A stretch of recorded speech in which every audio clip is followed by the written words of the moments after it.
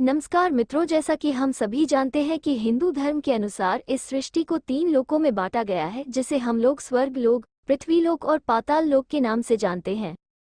स्वर्ग लोक में जहां देवता, गंधर्व, यक्ष, किन्नर एवं पुण्यात्मा लोग वास करते हैं, और वही पृथ्वी लोक पर मनुष्य, पशु पक्षी एवं लाखों जीव जंतुओं के समूह निवास करते हैं। उसके बाद आता है पाताल लोक, जिनमें बहुत ही कम लोग जानते हैं कि पाताल लोक कैसा होता है और वहां कौन कौन रहते हैं। आज के इस पोस्ट में हम पाताल लोक से जुड़ी कुछ रहस्यों के बारे में जानेंगे, जिनका वर्णन विष्णु पुराण में किया गया है। पाताल लोक कैसा होता है? पाताल लोक का वर्णन। पाताल लोक कैसा होता है? पाताल लोक का वर्णन विष्णु पुराण। विष्णु पुराण के द्वितीय अंश के अध्याय 2 में बताया गया है कि पूरे भूमंडल का क्षेत्रफल 50 करोड़ योजन है और इसकी ऊंचाई 70 सहस्त्र योजन है, और इनके नीचे 7 लोक है, जिनमें क्रमानुसार अतल, वितल, सुतल, तलातल, महातल, रसातल और पाताल लोक, जो कि अंतिम में आता है। विष्णु पुराण में पाताल लोक को नागलोक का मध्य भाग बताया गया है। ये जो 7 प्रकार के पाताल लोक में जो अंतिम पाताल लोक है, वहाँ की भूमि शुक्ल, कृष्ण, अरुण और पित्त वर्ण की शर्करामयी, कंक्रीट, शैली अर्थात पथरीली और स्वर्णमयी है। वहाँ असुर, दानव, यक्ष एवं बड़े बड़े नागों और मत्स्य कन्याओं की जातियां वास करती है।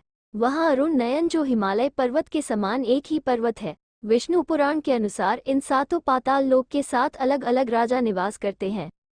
अतल पाताल लोक, जिसमें अतल पाताल लोक के राजा मयदानव का पुत्र असुर बल है, उसने 96 प्रकार की माया रची हुई है।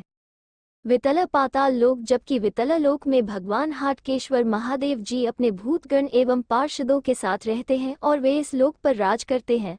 वे प्रजापति की सृष्टि वृद्धि के लिए भवानी के साथ विहार करते रहते हैं। उन दोनों के प्रभाव से वहां हाट के नाम की सुंदर नदी बहती रहती है।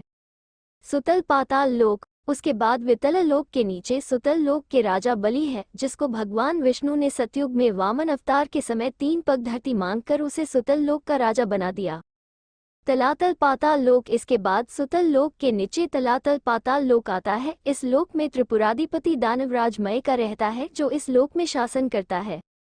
महातल पाताल लोक, इसके बाद इस लोक के नीचे महातल में कश्यप की पत्नी कद्रो से उत्पन्न हुए अनेक सिरों वाले सर्पों का क्रोधवश नामक एक समुदाय रहता है। उनमें तक्षक, कालिया, सुषेण और कहुक प्रधान नाग है। रसातल पाताल लोक, उनके नीचे रसातल लोक आता है, जिसमें पनी नाम के दैत्य और दानव रहते हैं। ये निवात कवच, कालेय और हिरण्यपुरवासी भी कहलाते हैं। इनका देवताओं से सदा विरोध होता रहता है। पाताल लोक, उसके बाद रसातल के नीचे पाताल लोक है, जहाँ शनुद, कुलिक, महाशौद, श्वेत, धनंजय, धृतराष्ट्र, शंखचूड़, कंबल, अक्षतर और देवदत्त जैसे बड़े क्रोधी और बड़े बड़े फनों वाले नाग रहते हैं। इनमें वासुकी नाग सबसे प्रधान है।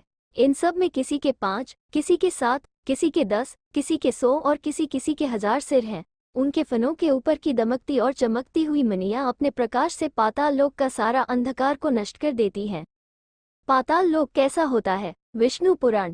विष्णु पुराण के एक कथा के अनुसार एक बार नारद जी को पाताल लोक देखने की इच्छा, तो वे भगवान विष्णु की आज्ञा लेकर वह पाताल लोक भ्रमण के लिए निकल गए, और कुछ समय बाद जब वह स्वर्गलोक लौटे तो वहां के देवताओं ने उनसे पूछा कि देवर्षि, पाताल लोक कैसा है, हमें भी बताइए। तब नारद जी ने पाताल लोक का वर्णन करते हुए कहा कि पाताल लोक देखने में स्वर्ग से भी सुंदर है। वहां निवास करने वाले शुभ्रामणियों से सुशोभित आभूषणों को धारण करते हैं। वहां की कन्याओं को देखने के बाद कोई ऐसा पुरुष ना होगा जिसे उससे प्रीत ना होगी।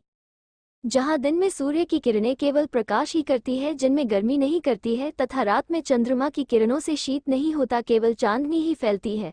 जहां भक्ष्य, भोज और महापान आदि भोगों से आनंदित सर्पों एवं दानवों को समय जाता हुआ व्यतीत प्रतीत नहीं होता है। जहां सुंदर वन, नदियां, रमणीय सरोवर और कमलों के वन है, वहां नर कोकिलों की सुमधुर गूंज गूंजती है।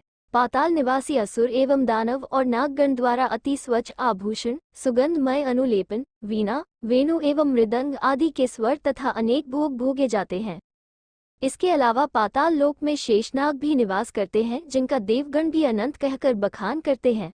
वे अति निर्मल एवं स्वस्तिक चिन्ह से विभूषित तथा सहस्त्र सिर वाले हैं, जो अपने सर के सहस्त्र फनों की मनियों से सभी दिशाओं को प्रकाशित करते हुए एवं संसार के कल्याण के लिए समस्त असुरों को वीर्यहीन करते रहते हैं।